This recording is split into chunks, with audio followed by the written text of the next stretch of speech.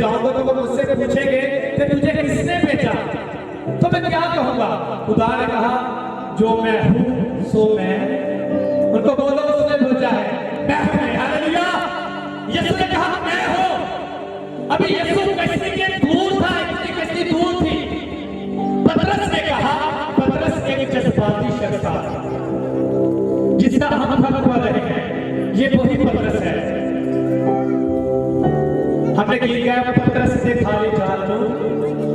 पतरस का जो पहले नाम था वो शमौन था। शमौन का मतलब उसने सुना, यानी खुदा ने सुना। उसने कहा यीशु मैं भी पानी पर चलना चाहता हूं, मैं भी। यीशु ने कहा आ जा। पतरस ने नीचे नहीं देखा, पीछे नहीं देखा, आगे आगे दाएं बाएं नहीं देखा। उसने यीशु की तरफ देखा और वो पानी के ऊपर ऐसे चलना शुरू कर दिया। और जब उसने टहनी बाएं देखा, पीछे से गिरदों को खुश होते देखा, पानी के ऊपर उसको चलते हुए, उसने फिर समंदर की लहरों को देखा, वो डर गया, उसके अंदर से रेमा निकल गया, वो डूबना शुरू हो गया। फिर कहता है यीशु मुझे बचा।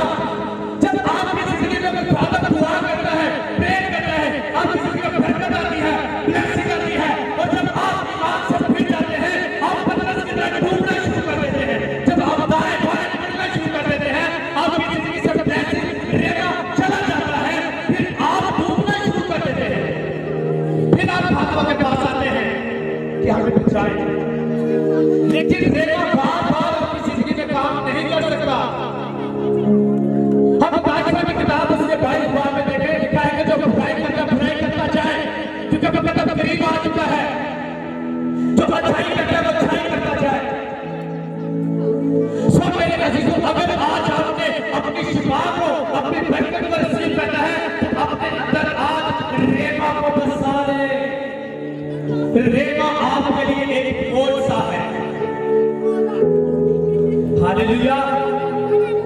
यीशु ने कहा रेमा, पतरस आजा। पतरस चला पानी पर। हालेलुया। सो हम अपने टॉपिक में आएंगे। रेमा और लागोस के बारे में किसने सुना है? रेमा और लागोस के बारे में। हालेलुया। लागोस इल्म है, हिकमत है, मार्फत है। रेमा कौन सा है? हालेलुया। हालेलुया। सो मेरे अजीजों, हमने कलाम पढ़ा, चुनाचा जो कोई जिंदगी से खुश होना चाहता है। हम सब अपनी जिंदगी में खुश रहना चाहते हैं। कोई भी नहीं चाहता कि मैं दुख में रहूं, तकलीफ में रहूं, तकलीफ में रहूं, परेशानी में रहूं। ऐसी बात है ना, कोई नहीं चाहता, मैं भी नहीं चाहता, आप भी नहीं चाहते। Thank you Jesus, thank you Lord, in the name of Jesus. सुने कोरिया में एक बहुत बड़ी गादर थी। उन दिनों में इसी तरह बारिश के सिताब थे। उनके पास एक पहाड़ था जिसके ऊपर स्टेडियम बना हुआ था। उसने वहां क्या किया, एक क्रूसर रखवाया, दुआ लगाई, जिस तरह आज ये दुआ है। सुने गौर करें इस बात पे। उसने क्रूसर रखवाया, इसी तरह हमारे गांव से जमात जैसे है ऐसे जाता था। बीच में एक दरिया था, बीच में एक दरिया था। 3 लड़कियां, वो दोस्त थी, सहेली थी, वो खुदा के गुलाम को अपने दिल में रखती, वो पढ़ती, उसमें ताकत थी, मजबूत थी। वो जब वो किनारे पर गई, दरिया था, कि मैं स्टोरी बता रहा हूं आपको। ये कोरिया शहर में 3 कोरिया लड़कियों की बात बता रहा हूं। जब एक दरिया का पानी था, उस पार इबादत हो रही थी, क्रूसर हो रहा था। उनके साथ और भी टीम थी। उन्होंने बोला अब हम क्या करें, बीच में पानी, हम उस तरफ नहीं जा सकते। उन 3 लड़कियों ने क्या किया, उन्होंने कहा नहीं नहीं, पतरस भी पानी पर चला, यीशु भी पानी पर चला, ये एक गुलाम के वसीला से हम भी पानी पर चलकर उस पार जाएंगे। बहुत बड़े लड़कियों का ईमान। वो 3 लड़कियां क्या, उन्होंने क्या किया, उन्होंने पानी पर चलना शुरू कर दिया। हालेलुया। दूसरी टीम देख रही थी। उन्होंने जैसे जैसे पानी पर चलना शुरू किया, वो डूब गए, मर गए। और 7 दिन के बाद उन तीनों की लाशें मिली। और नो, ये बहुत गलत बात है। और पूरे कोरिया में ये बात फैल गई कि अब उनका यीशु कहाँ है।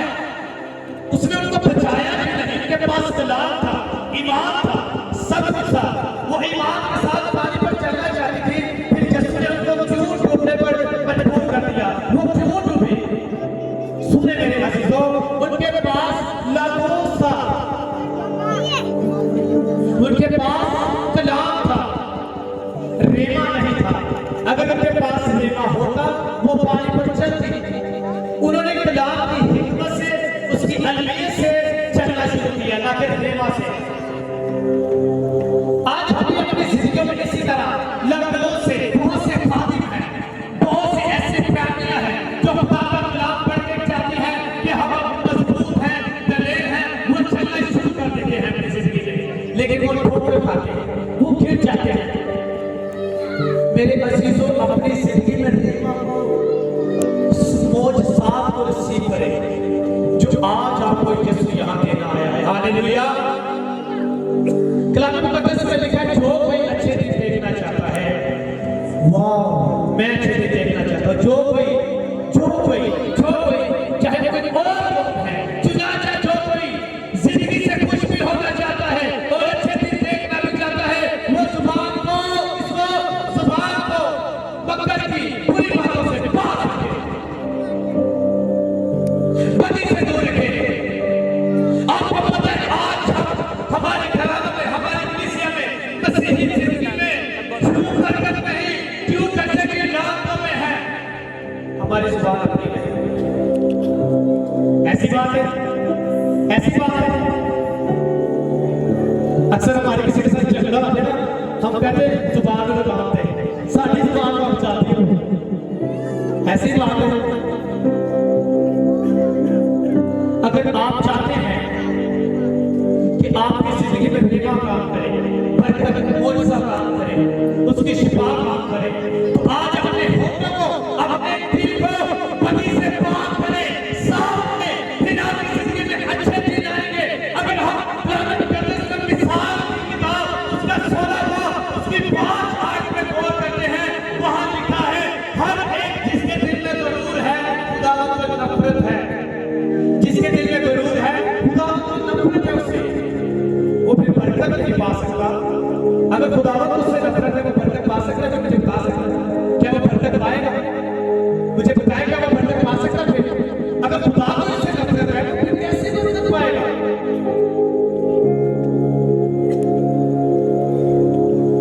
बहुत बड़े यीशु के पास 4 लोग एक मफलूज को लेकर आए जो 4 पाई पर पड़ा हुआ था, जो पैरालाइज था, बॉडी काम नहीं करती थी।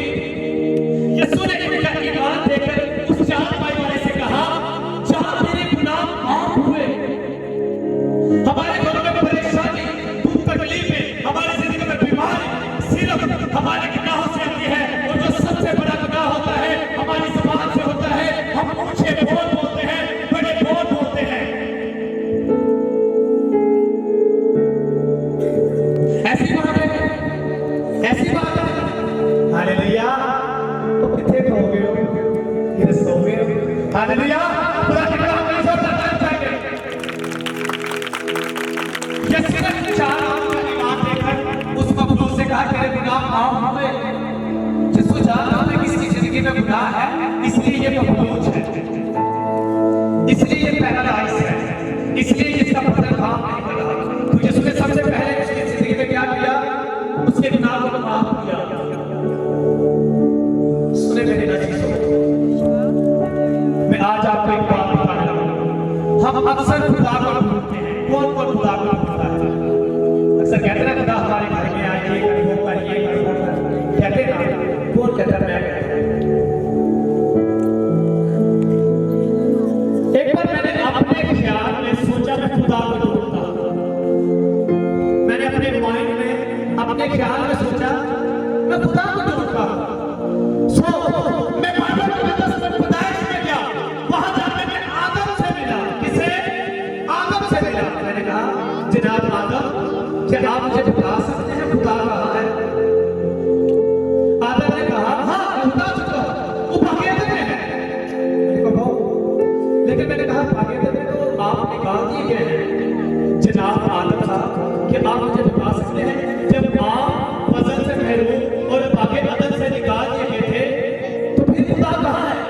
उसने कहा, फिर मुझे नहीं पता खुदा कहाँ है। कहता, मुझे नहीं पता खुदा कहाँ है। मैं फिर परेशान हुआ, मैं वापिस आया, मैं इब्राहिम जनाब इब्राहिम, क्या आप मुझे बता सकते हैं कि खुदा कहाँ है? इब्राहिम ने कहा हाँ, जब भी मुझे खुदा से मिलना होता है मैं क्या करता हूँ, एक मसबा बनाता हूँ, उस पर मैं पानी देता हूँ और मैं खुदा का इंतजार करता हूँ। खुदा कभी आता है कभी नहीं आता, खैर मुझे नहीं पता खुदा का। मैं फिर परेशान हुआ। मैं अपनी बात कर रहा हूँ।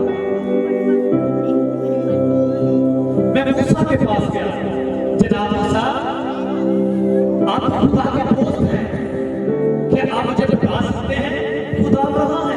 मैं खुदा से मिलना चाहता हूँ। मूसा ने कहा हाँ मुझे पता है, वो बियाबान में खैबा इस्तवा के ऊपर रात को आग के सूरज में, जिसको बादल के अमल में होता है। मैंने कहा जनाब मूसा, लेकिन जब वो बनी इस्राइल मुल्क के किनार में पहुंचे तो खैबा इस्तवा गायब हो गया था, फिर अब खुदा कहाँ है? उसने कहा फिर मुझे भी नहीं पता खुदा कहाँ है। मैं फिर परेशान हुआ। मैं खुदा को ढूंढने के लिए दर दर गया, यहाँ पापा मैंने खुदा को ढूंढना शुरू कर दिया। मैंने बाइबल में चलना शुरू कर दिया, नबियों से, पैगंबरों से, सहाय से। मैं रसूलों के पास गया, वहां मुझे एक शख्स मिला और उसका नाम बलूस था। हालेलुया, उसका नाम बलूस था। मैं उसके पास गया, मैंने कहा जनाब बलूस, क्या आप मुझे बता सकते हैं खुदा कहाँ है? उसने कहा ओ, तुम्हारा भी मेरी तरह हाल है। हालेलुया, मैं भी तुम्हारी तरह खुदा को पाने के लिए, ढूंढने के लिए क्रिश्चियन लोगों को, कलीसिया को, मसीहियों को और बच्चों को बाहर का वसीर था, शरीयत के सरगर्म था, लेकिन उसने मुझ पर फजल किया। उसने मुझ पर फजल किया। फिर बलूस ने मुझे कहा क्या तुम्हें याद है पहला कोरिन्थियों का 3 बाब उसकी 16 आयत में लिखा है, क्या तुम नहीं जानते कि तुम खुदा का बपतिस्म हो और खुदा का रूह तुम में बसा हुआ है? हालेलुया, खुदा का रूह आपने, खुदा आपके अंदर सकूनत देता है, और जो कोई खुदा के बपतिस्म को बर्बाद करेगा, खुदा उसे बर्बाद करेगा, उसे तबाह कर देगा, बर्बाद कर देगा। आप जानते हैं जब आपके दिल में बदी होती है, आपके दिल से आपके होठों में आती है, तब आपके अंदर से खुदा चला जाता है। फिर आप खुदा को ढूंढते हैं, वो नहीं मिलता। असल में खुदा आपके अंदर है। किस किस का ईमान है खुदा आपके अंदर है? कहते मंदिर टाले भजन टाले जो कुछ लगा एक बंदे का दिला चाहिए तो चलता। हालेलुया, एक जगह खुदा रहता है, खुदा रहता है। मैंने कहा ओ बलूस, जनाब मैं आपका शुक्र अदा करता हूँ, आपने मुझे खुदा के बारे में बताया। असल में मैंने तो बहुत से बियाबान में, पहाड़ों में, शहरों में, बहुत सी ऐसी जगह में गया खुदा को ढूंढने, लेकिन खुदा तो मेरे अंदर था। अब मैं जब भी दुआ करता हूँ, ये मीटिंग के दिनों में मैं जब भी दुआ करता था, मैं अकेला कमरे में जाता था, रात को छत पर जाता था और मैं ये दुआ करता था, ऐ खुदा तू मेरे अंदर सुकूनत करता है, मुझे अंदर से रेमा के लिए तैयार कर, मुझे ब्लेस कर, तू मेरे अंदर है। हालेलुया, खुदा कहाँ है? आपके, खुदा आपके अंदर है। आप जब भी दुआ करते हैं ये ना कहें कि खुदा खुदा तो मेरे अंदर है, मेरे अंदर से रेमा को स्टार्ट कर, ब्लेस कर। हालेलुया, खुदा आपके अंदर सुकूनत कर रहा है। आज वक्त है आप अपनी जिंदगियों से बदी को निकालें, होठों से, जुबान से, ये खुदा की जलाल के लिए है। कोई एक शख्स मुझे बता दे आज अपने 3 साल की उम्र में किसी ने मेरे मुंह से गाली सुनी हो? किसी ने मेरे मुंह से गाली सुनी है? किसी ने भी? घर वालों में से बता दे। ये जलाल के लिए है, उसके कमाल के लिए है, गाली गलौज के लिए नहीं। आज कितनी बहनों के शोहर के साथ आई है, जबरदस्त। यस, आप सबके शोहर आपके साथ हैं, बहुत बार अपने शोहर से मोहब्बत करती है। थैंक यू लॉर्ड, बहुत खुशी वाली बात है, आप अपने शोहर से मोहब्बत करती हैं।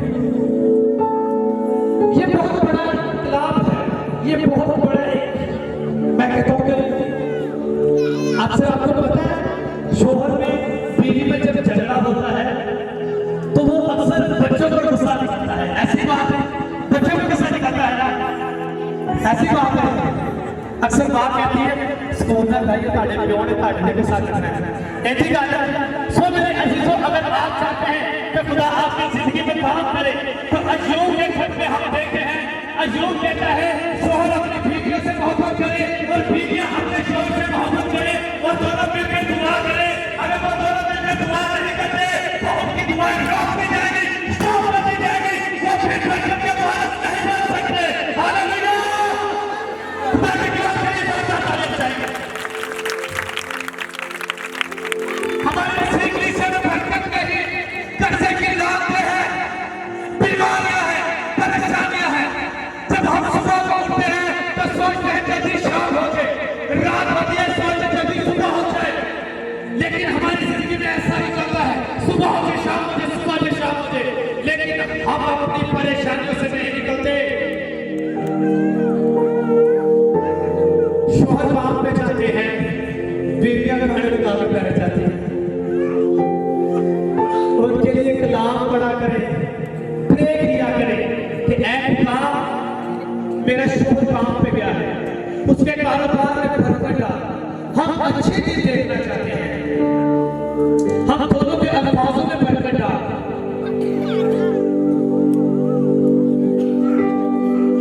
बहुत बड़ा मसला है हमारी कलीसिया में मियां बीवी के दरमियान। बीवी आपको